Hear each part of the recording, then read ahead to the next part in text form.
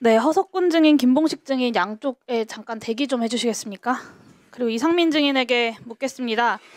이상민 증인, 계엄 직전 피의자 윤석열로부터 24시경 경향신문, 한겨레신문, MBC, JTBC 여론조사 꽃을 봉쇄하고 소방청을 통해 단전 단수하라라는 내용의 문건을 받아본 적 있죠? 검찰의 공소 사실입니다. 인정합니까?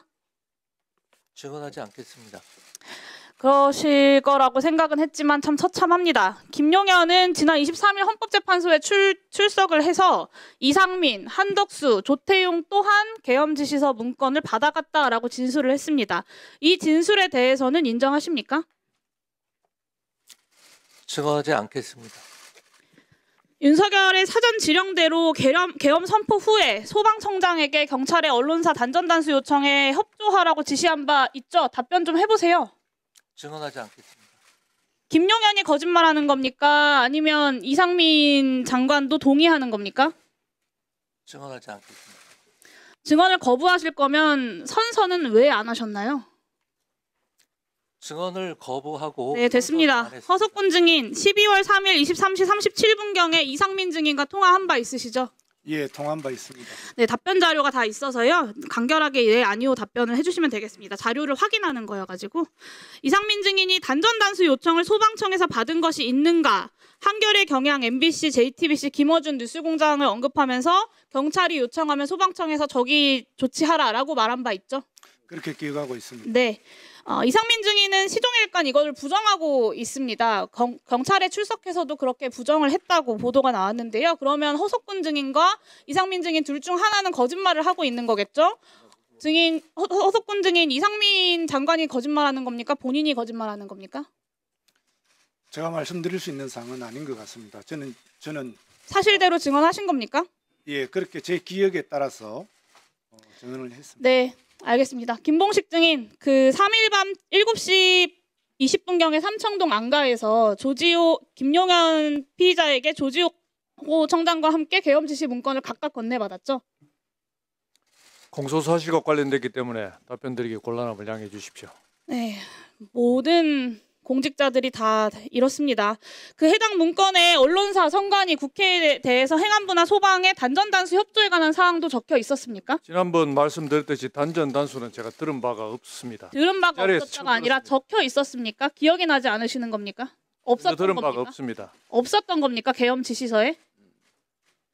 묻지 않습니까? 전혀 들은 바도 없고 아는 들은 바도 바가 없습니다. 없고 아는 바가 없다가 아니라 계엄 지시서에 있었냐 없었냐, 기억이 안 나는 거냐라고 물었습니다. 공소사실과 관련된 부분은 말씀드리기 곤란하다고 제가 답변드렸습니다. 네, 경찰청장, 서울청장, 해안부 장관이 받은 계엄 지시서의 내용의 문건이 다 똑같은 거였다고 김용현 장관이 헌법재판소에서 다 증언했습니다.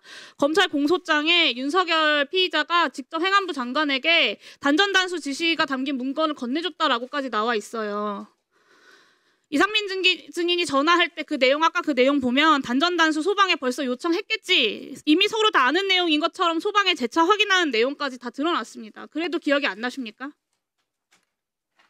들은 바도 없고 제가 전달받은 바도 없고 요청한 바도 없습니다. 네, 명백히 증인들의 계엄 중요 임무 종사를 지목하는 구체적인 진술들과 자료들을 앞에 두고도 진술거부권 뒤에 숨어서 제대로 변호조차 하지 못하는 이 모습들 국민들이 똑똑히 기억할 것입니다. 두 분 들어가세요.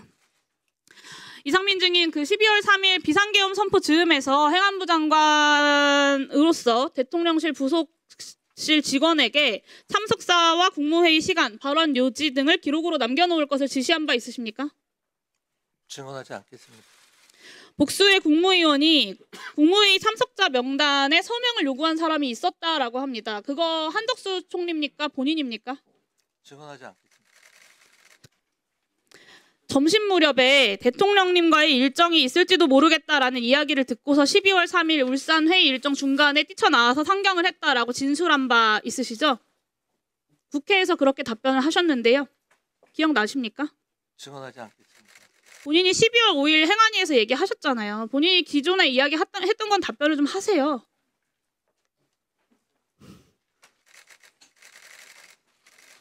해당 이야기 점심 때 윤석열로부터 직접 전화 받았습니까? 서울로 올라오라고? 저녁 때 일정이 있을 수 있다? 증언하지 않겠습니다. 이 통화도 비화폰으로 통화했습니까? 비화폰으로 통화했습니까? 증언하지 않겠습니다. 네. 당시 8시에 피의자 윤석열이 개별 호출을 해서 밤 9시까지 대통령 집무실에 모였던 이른바 8시 멤버들, 윤석열, 김용한 포함해서 도착한 순서대로 박성재, 김영호, 이상민, 한덕수, 조태용입니다. 여기까지 8명입니다. 이 자리에서 피의자 윤석열이 국무위원들 앞에서 22시 KBS 생방송이 이미 확정됐다라고 이야기한 바 있습니까? 증언하지 않겠습니다. 본인이 경찰 조사에서 다 진술한 내용 아닙니까? 그 자리에 한덕수 총리와 증인뿐만 아니라 이 8명이 함께 집무실에 있었던 그런 상황이었죠. 아예 답변을 안 하시기로, 말을 안 하시기로 마음 먹으신 겁니까? 증언하지 않겠다고 말씀을 드렸습니다. 조태율 장관이 이미 진술을 했습니다. 8명이 집무실에 모였고 비상계엄을 해야 한다면서 계엄 지시 문건을 배부를 했고, 그리고 이제 나가달라라고 해서 집무실과 연결된 대접견실로 자리를 옮깁니다. 그 이후에 총리가 다시 집무실로 들어가서 대통령을 설득한 후에야 한 사람씩 연락을 해서 1시간 후에야 국무위원 4명이 더 추가로 와서 11명을 채운 겁니다. 이거는 한덕수 총리의 경찰 진술과도 일치합니다.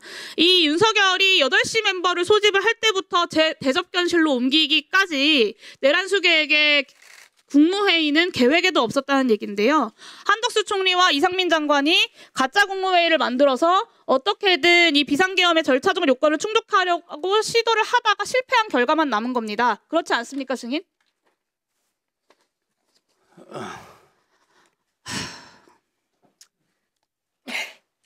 내란 중요임무 종사로 국회 침탈과 언론사 단전 단수를 시도한 것도 모자라서 국무위원들 부르고 회의록 갖추고 서명 요구까지 공개했습니다.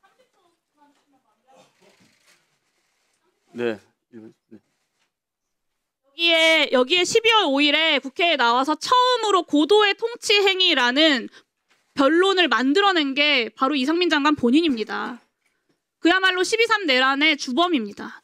당연히 중요임무 종사자들, 현재 피의자들 구속돼서 수사받고 재판받고 있는 거 감안하면 당연히 구속수사 필요하다고 생각하고요. 제가 국정조사 내내 강조했던, 그리고 진실이 드러나고 있는 이 8시 멤버와 계엄 지시 문건이 윤석열 내란 일부를 넘어서 국회 침탈과 선관위 침탈이 완성된 다음에 그 2부 계획을 파악할 유일한 신발입니다. 그 수사기관에서 지금이라도 이상민 장관 철저하게 구속 수사하고 국무위원들, 관계된 사람들 철저하게 수사해야지만 이 내란 수계의 엉터리 변론을 깨부술 수 있을 것이라고 다시 한번 강조하고 촉구하는 바입니다. 이상입니다.